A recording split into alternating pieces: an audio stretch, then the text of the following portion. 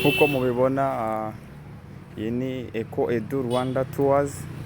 Uyu munsi twagize trip, twasuye niyo Art Center, tugiye no gusura Inema Art Gallery.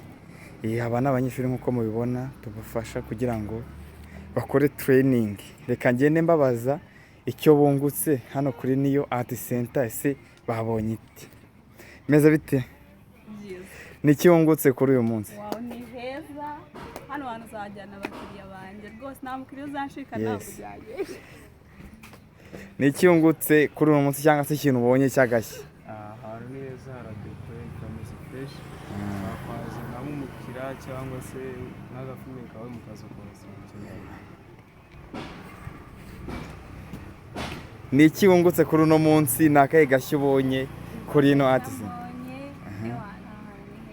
Ni heza cyane. Cyane. Amahirwe y'amasaha uzasohokana umukunzi wawe. Cyane vu. Jessica.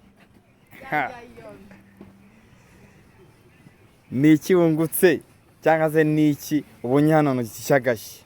Uyu munsi ikintu ubonye cyagashya ni uko mu Rwanda dufite abatisiti bagezweho b'ingenzi birimo guteza imbere igihugu cyacu. Yes. Uyu nguyu rero ni umutrina wacu. Reka tubwire.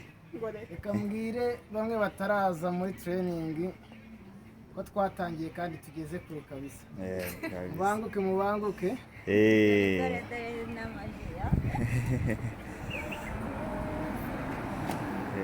Umunsi wari w'ibyishimo kabisa.